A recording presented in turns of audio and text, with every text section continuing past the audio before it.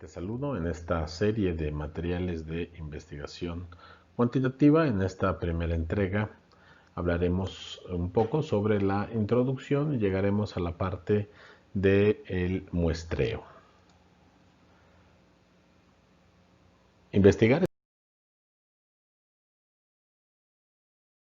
un proceso que se constituye por diferentes niveles, etapas, pasos o fases y que mantiene una interconexión de manera lógica, pero sobre todo dinámica, que permite expresar o explicar, predecir y describir los diferentes fenómenos. Dentro de los diferentes tipos de investigación que existe, podemos citar el de la investigación cuantitativa.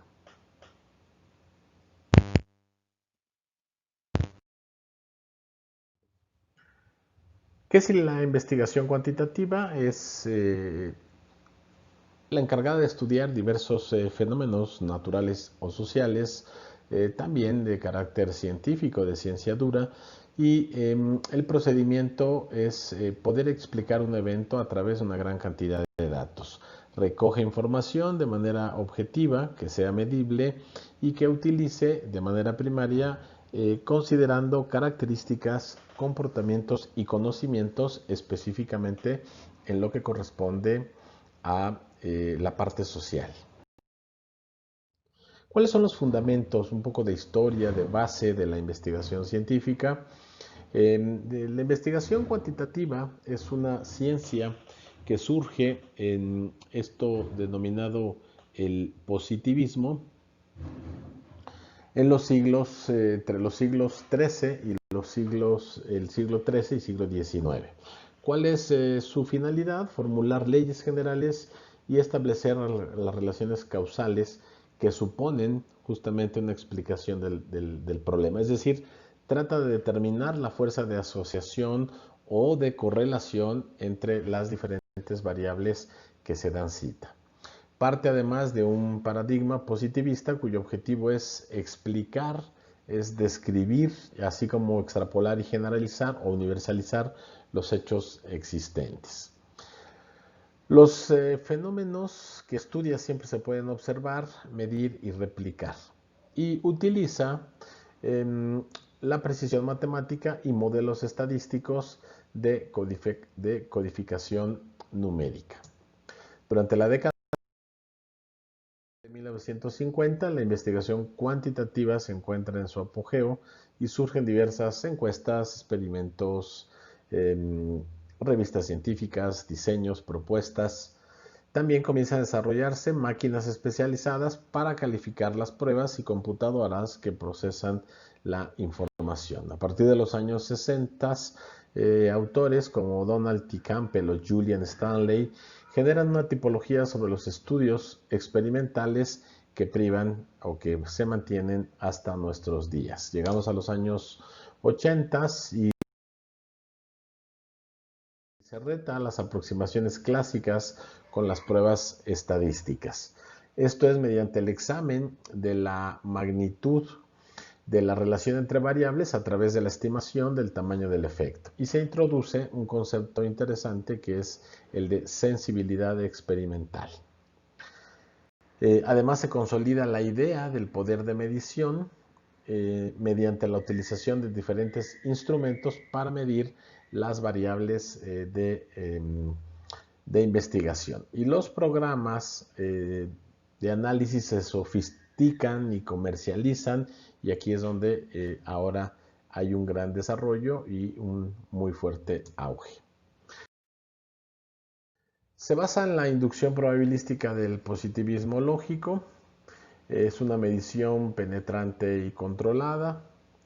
Es una medición, debe estar sometida a la confiabilidad y a la validez. Debe ser objetiva. Realiza inferencias más allá de los datos. Confirmatoria, inferencial y deductiva. Está orientada al resultado. Sus datos son sólidos y repetibles. Es generalizable, particularista y con una realidad estática. Usa cuestionarios, es decir, procedimientos estandarizados para recoger la información.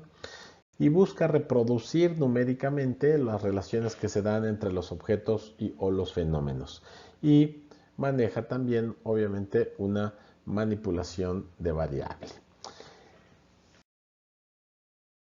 El método cuantitativo es aquel que se basa en los números para investigar, analizar y comprobar información y datos. Este intenta especificar y delimitar la asociación o correlación que se da, además de la fuerza de las variables, la generalización y la objetivización de cada uno de los resultados obtenidos para deducir una población. Y para ello se necesita precisamente un acopio metódico u ordenado y analiza toda la información numérica que tiene a su disposición. Este método es uno de los más utilizados por la ciencia y su herramienta principal es la estadística. Utiliza valores cuantificables como los que podemos ver aquí: porcentaje, magnitud, tasa, costos, etc. Y los instrumentos de recogida o recolección pueden ser los cuestionarios, las entrevistas o las pruebas de alguna índole. Aquí podemos apreciar en este esquema cuáles son las características del proceso cuantitativo. Iniciamos por plantear un problema que hay que estudiar, delimitado y concreto, formular con ello preguntas de investigación, crear a partir de este problema ya definido un ejercicio de revisión de literatura, que es lo que se ha dicho, trabajado o escrito en este entorno. Después, fundamentar esta actividad y la búsqueda de resultados en una teoría. Esta teoría nos dará origen a la formulación de una hipótesis que se va a someter a cierta prueba en función de la investigación para validar el resultado, si es verdadero o es falso. Para obtener los resultados hay que recolectar justamente la información, que eso es parte del proceso cuantitativo. Se analiza esta información para probar la hipótesis. Obviamente hablábamos de confiabilidad en la medición numérica y se utiliza la estadística para poder lograr estos resultados. Los análisis cuantitativos fragmentan los datos en partes, es decir, poder estudiar el fenómeno de manera aislada o de manera partimentada para poder llegar a la solución del todo. Y los resultados se interpretan a la luz de las predicciones iniciales, es decir, de la hipótesis formulada sustentada en la teoría establecida.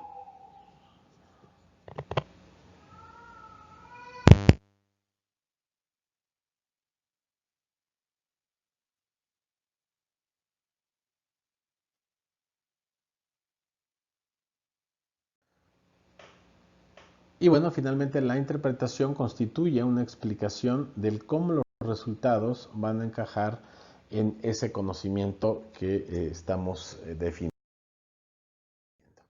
Los estudios cuantitativos, ¿cuál es el camino que recorren o cómo se conforman? Elige primero la idea que se va a transformar en una o varias preguntas de investigación, de las cuales habremos de obtener y plantear una hipótesis con sus variables respectivas. Posteriormente, vamos a desarrollar un plan para probarlas, para validar si son correctas o no, y llevaremos a cabo, una vez validadas estas hipótesis con sus variables, vamos a medirlas en un determinado contexto para poder buscar una solución a la problemática en esta investigación. Analizamos la medición que llevamos a la práctica y establecemos una serie de conclusiones respecto a si es positiva, a si podemos demostrar o no la hipótesis en cuestión. La investigación cuantitativa se clasifica en varias categorías, podríamos llamarlo de esa manera. Una de ellas es según su alcance. Y según su alcance podemos clasificarla en exploratoria, descriptiva, analítica o correlacional y explicativo. La investigación exploratoria se realiza cuando el objetivo es examinar un tema o problema de investigación poco estudiado, del cual se tienen muchas dudas o no se ha abordado antes. Ayuda a familiarizarse con fenómenos desconocidos, a obtener información para realizar una investigación más completa de un contexto particular, investigar nuevos problemas, identificar conceptos o variables, establecer prioridades para investigaciones futuras o sugerir afirmaciones y postulados. Esos son los observatorios. Los estudios o la metodología, la clasificación de investigación exploratoria. La investigación descriptiva nos habla sobre la búsqueda de especificar las propiedades, características y perfiles de las personas, grupos, comunidades, procesos, objetos o cualquier otro fenómeno que se someta a un análisis. Es útil para mostrar con precisión los ángulos o dimensiones de un fenómeno, suceso, comunidad, contexto o situación. El correlacional se dirige a responder por las causas de los fenómenos físicos o sociales y se enfoca a explicar por qué ocurre un fenómeno y en qué condiciones se manifiesta o por qué se relacionan dos o más variables. Se encuentra mucho más estructurado, ¿sí?, que las demás investigaciones. Ya el explicativo se dirige a responder las causas de los fenómenos físicos o sociales y el explicativo se enfoca en explicar por qué ocurre un fenómeno y en qué condiciones, y más estructurados que las demás investigaciones. Entonces, para no caer aquí en la confusión, puedo señalar de manera breve que el correlacional busca establecer la relación entre dos o más conceptos o categorías y tiene un valor explicativo, aunque parcial, ¿sí? Y en el explicativo se dirige a responder las causas de los fenómenos físicos o sociales y explica por qué ocurre y en qué condiciones sucede ese fenómeno, o por qué se relacionan las variables anteriores. Estos son muy parecidos. Y este explicativo de alguna manera proporciona o puede tener elementos de las anteriores. Otra manera de clasificarlos es según la estrategia. Aquí tenemos dos posibilidades fundamentales y algunos autores incorporan una tercera posibilidad de acuerdo a su estrategia, de intervención experimental y observacional o no experimental, que generalmente se le llama experimental o no experimental, y una tercera forma que es justamente la cuasi experimental. La experimental, aquí el investigador controla la variable independiente y la conformación de los grupos que necesita para su estudio, manipula los grupos de manera arbitraria a efecto de medir o comparar u obtener datos específicos. La no experimental, por su parte, se toca los diseños o los elementos tal cual en las circunstancias en las que se han sido formados o establecidos y no se manipula absolutamente ninguna variable. En la parte intermedia, la cuasi experimental, aquí se pueden tomar algunos elementos al azar y estos pueden ser moldeables, modificables o manipulados para lograr un resultado, pero no se tiene toda la libertad o todo el control como se tendría en los estudios experimentales. Otra clasificación importante también desarrollar es según la secuencia temporal del estudio. Pueden ser transversales o longitudinales. Un estudio transversal se conduce en un periodo de tiempo determinado y un estudio longitudinal requiere que un investigador observe a los participantes en diferentes intervalos de tiempo. Los estudios transversales no pueden ofrecer a los investigadores una relación de causa y efecto. Otra clasificación, según el tipo de ocurrencia de los hechos, puede ser el retrospectivo, es un estudio longitudinal en el presente, o sea, que se analiza en el presente, pero los datos son del pasado. Y si se orienta hacia lo prospectivo, entonces hablamos igualmente un estudio longitudinal que se realiza en el presente, pero los datos se analizan transcurrido un tiempo determinado en el futuro. Dicho esto, entramos a estos dos conceptos básicos, que son población y muestra. La población se refiere al universo, al conjunto o a la totalidad de elementos sobre los que se investigan o se llevan a cabo los estudios. Esa es la totalidad. Y la muestra es una parte o un subconjunto de elementos que se seleccionan previamente de una población para realizar un estudio. Población es el conjunto de todos los elementos cuyas propiedades se van a estudiar y también se le denomina universo. Esta población puede ser finita o infinita. Finita es mucho más accesible. Es finita cuya cantidad de elementos es posible determinar, por ejemplo, un conjunto de papelerías o de librerías en la ciudad, y es infinita cuando es imposible determinar, por ejemplo, un conjunto de lápices fabricados en un proceso continuo si no se tienen los datos exactos. ¿Cómo saber si la muestra es representativa o no en la población? Sobre el particular, tenemos que una muestra representativa es cuando la selección de los elementos de la población se realizan de manera aleatoria y cuando cada elemento tiene, y esto es muy importante, la misma posibilidad de ser seleccionado, que se cumpla en todos los sectores, dice aquí, y cuando la muestra no es representativa, no tiene ese valor de generalización con todos los elementos del universo. Aquí en este espacio de la muestra podemos ver que los aspectos fundamentales que se deben considerar cuando extraemos la muestra es que el sistema de muestreo utilizado nos dé realmente una muestra. Cualquier subconjunto de elementos de una población es una muestra. De cada población se extrae un número indefinido de muestras dependiendo del número del universo. Cuando se utiliza la muestra se pretende conocer las características de la población y la muestra a estudiar, por lo tanto, debe ser representativa, es decir, es requisito fundamental para poder hacer generalizaciones básicas para la población, que sea probabilística, parte de lo que mencionábamos. La muestra representativa es aquella que reúne en sí las características principales de su población y guarda relación con la condición particular que estudia. Tenemos también otros tipos de muestreo. Decíamos, es muestreo probabilístico y muestreo no probabilístico. Dentro de las opciones del muestreo probabilístico tenemos el muestreo estratificado. Un procedimiento de muestreo en el que el objetivo de la población se separa en segmentos exclusivos, homogéneos o en estratos, y luego una muestra aleatoria simple se selecciona de cada elemento o de cada estrato.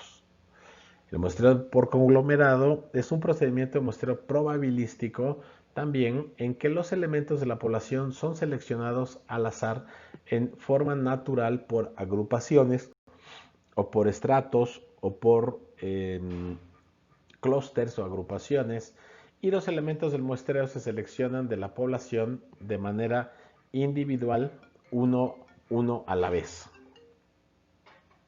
Después tenemos el muestreo sistemático.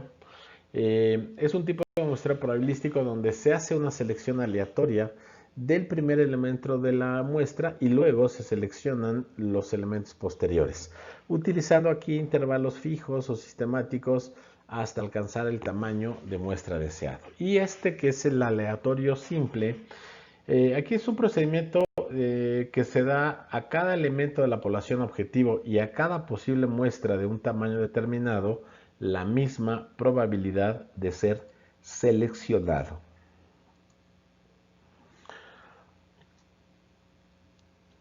Dentro del muestreo no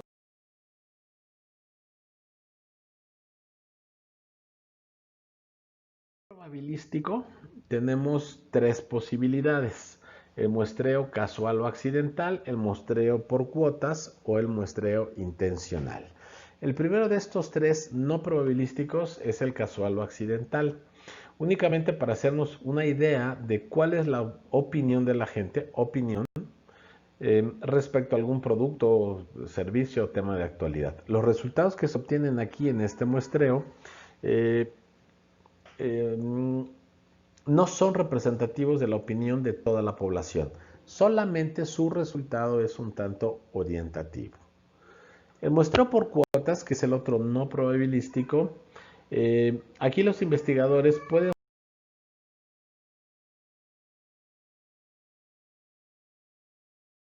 formar una muestra que involucre a los individuos que representan una población y que se eligen de acuerdo a rasgos o cualidades. Los más altos y los más chaparritos, los que sacan dieces y los que sacan ceros, con contrastados, o los promedios, los que están más cercanos al centro, etc.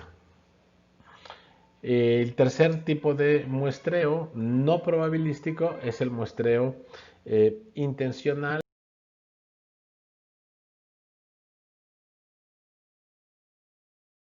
o intencionado. Este muestreo ocurre cuando los elementos seleccionados para la muestra son elegidos por criterio del investigador. Los investigadores suelen creer que pueden obtener una muestra representativa utilizando un buen juicio y generalmente se enfocan en la experiencia previa que han tenido precisamente de estudios anteriores.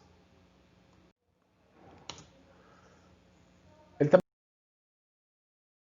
de la muestra es el uso de estimaciones estadísticas. Esa es la manera más técnica de poder seleccionar un tamaño muestral. Hay mayor nivel de mayor nivel de rigor científico, y hay dos elementos determinantes: error y confianza. Eso es lo que mueve qué tan aceptable, qué tan buena, qué tan bien hecha está o no una encuesta. A mayor margen de error, ¿sí?, menor margen de confianza. Si por el contrario reducimos el error, estaremos aumentando la confianza. Este esquema inversamente proporcional nos permite justamente saber qué tan confiable es o no una muestra.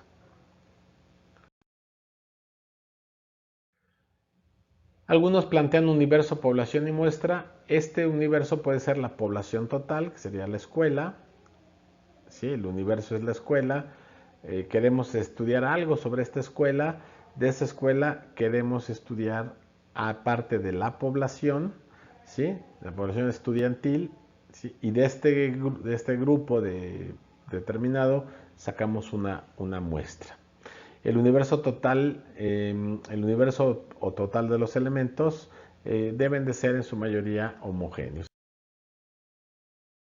Aquí tenemos algunos ejemplos. ¿Qué le interesaría a una fábrica de cunas? Pues saber el total de bebés en una ciudad para ver si produce o no. El total de familias de una ciudad con ingreso mensual superior a $2,000 o pesos o lo que quiera pueden ser clientes potenciales. El número de tiendas que venden artículos fotográficos o de cualquier otra índole en alguna región. Industrias que fabrican computadora o cualquier otro tipo de producto pudieran ser de interés en esos universos. Y hablando de universo, encontramos que este puede ser finito o infinito. Finito cuando está limitado el número, que lo constituyen no más de 500,000 habitantes o personas u objetos de muestra del universo, e infinito cuando supera precisamente esta cantidad. Pero hablamos de muestra. ¿Qué es la muestra? Entonces, es una parte del universo que debe representar los mismos fenómenos que ocurre justamente en ese universo. Y para ejemplificarlo tenemos el caso de la sopa. Una cocinera, una ama de casa, prepara su olla que tenemos aquí de sopa, y para saber si está salada o no, toma una cuchara, la introduce y saca una parte. Prueba esa muestra y eso le dice si hay que ponerle o quitarle sal. Estás extrayendo una muestra del universo que le dice cómo está este universo, que se llama sopa. No necesita comerse toda la sopa para saber si está salada o no, porque entonces ya no tendría caso, ¿sí?, el que estaría trabajando un sistema de muestreo. ¿Qué pasa si no puedes confiar en tu muestra? Si la muestra no es representativa, por ejemplo, si prueba muy poquitito, ¿sí?, entonces no tiene la verdadera razón de cómo está la circunstancia. Si está demasiado caliente, tampoco. Debe haber ciertas condiciones para que pueda llevarse a cabo ese ese muestreo. Para que se alcance el objetivo preestablecido debe ser representativa y suficiente. Todos los elementos deben presentar las mismas cualidades y características y la cantidad de elementos debe estar libre de errores, es decir, aplicarse por fórmula y que no sean muy poquitos. Si tú dices voy a representar, digo, mi universo es de 20, pues yo te voy a decir para qué sacas una muestra en un universo de 20. Si tú quieres sacar una muestra en un universo de 20, el resultado te va a decir encuesta a los 20. Y entonces no estás haciendo ningún ejercicio de muestreo. Estás entrevistando a toda la totalidad de miembros de ese o componentes de ese universo. ¿Cuáles son las ventajas? Costo, menor tiempo, mayor confiabilidad y un mayor control precisamente en el manejo de la información y de los resultados.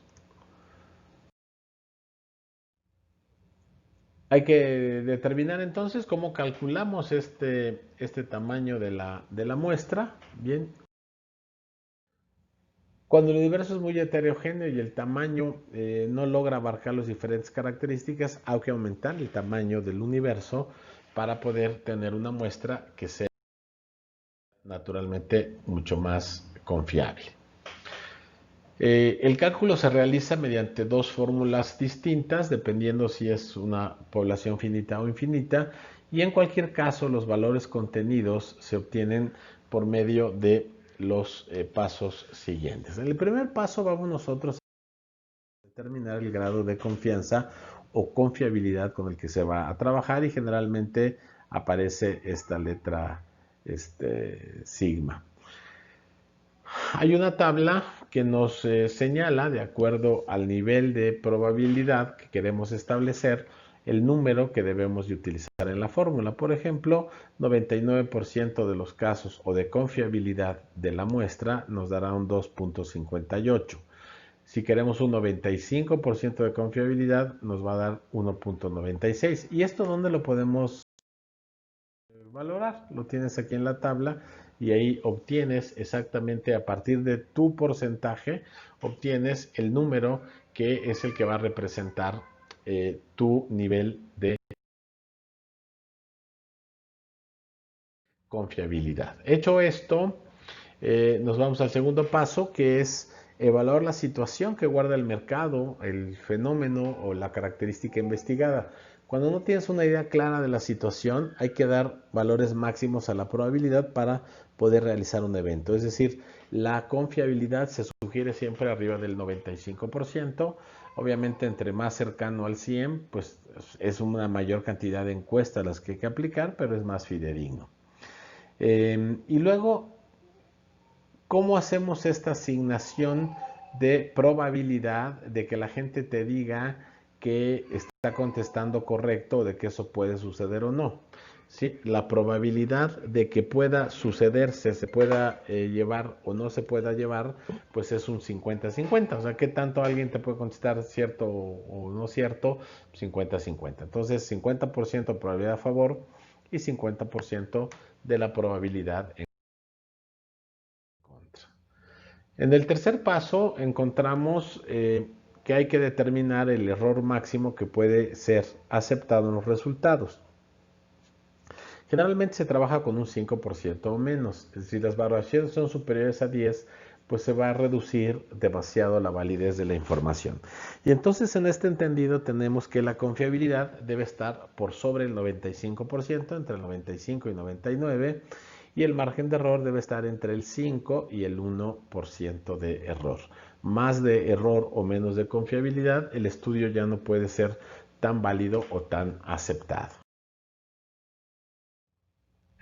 La combinación de los elementos que ya calculamos en la parte anterior, que son confiabilidad, error, probabilidad a favor y en contra del éxito del resultado, se obtienen las fórmulas para determinar justamente los universos. Aquí tenemos una fórmula y un ejemplo. Acuérdate que sigma es El nivel de confiabilidad, 95% nos da 1,96 al cuadrado. Probabilidad a favor en contra. El margen de error que determinamos también. Y vamos a obtener n, que es la muestra, que es esta. Ahorita haremos un ejercicio más explicativo. Aquí tenemos, en este caso, poblaciones finitas. Ya vimos cuántos son los elementos. Y aquí tenemos los aspectos de los cuales se conforma esta fórmula, y lo único que tenemos que hacer es, acuérdate, aquí le podemos poner 50 y 50, a menos que tengamos otros datos, el error de estimación menos del 5%, n el nivel de confianza arriba del 95, y n es el universo que debemos de investigar en alguna base de datos que sea confiable. Y n minúscula es el número de elementos o el tamaño de la muestra que vamos a obtener. Un ejemplo puede ser de refrigeradores. ¿Cuántos hogares en este país tienen un refrigerador? Hay que calcular el tamaño de la muestra, y para ese efecto ponemos el promedio, que es 95 de confiabilidad y 5% de error. Y tenemos el universo o la población total, que es de 1500. ¿Ok? Entonces ya tenemos 5%, 95% y 1500. Confiabilidad, error de muestreo y universo. Y aquí están los datos. 50%, como habíamos dicho, 5%, 1.96, que corresponde al 95% de confiabilidad. Aplicamos la fórmula, convertimos y procesamos los números reales y obtenemos en este caso el número, que es de 306. ¿Qué quiere decir esto?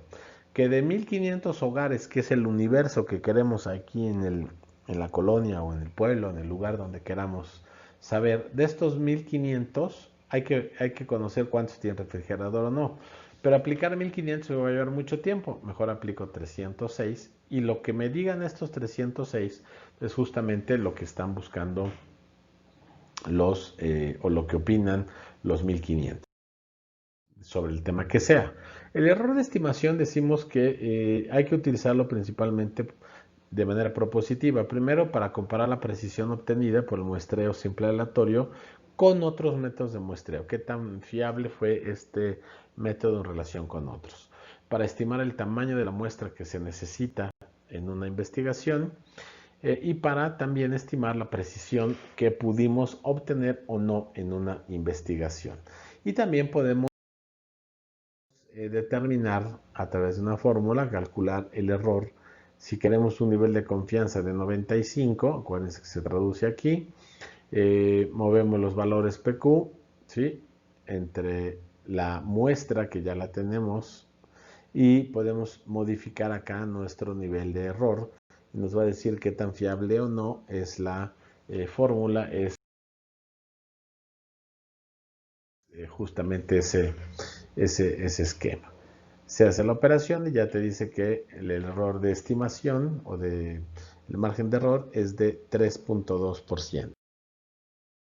Entonces eso está cordial. Si no lo quieres hacer así, puedes tomar esta tablita y aquí tienes los números de elementos. Ya conoces ahora sí tu muestra, y aquí tienes el porcentaje en el que te vas a mover de acuerdo a la confiabilidad que se está esperando, y ya sacas el número que te dice justamente cuál es el error de estimación. Esa es una breve introducción entonces a lo que es el muestreo a partir de los universos, y iremos construyendo más elementos importantes. Pero la base de la información cuantitativa es justamente el obtener este tipo de datos fríos y contundentes. Muchas gracias y te veo en la próxima.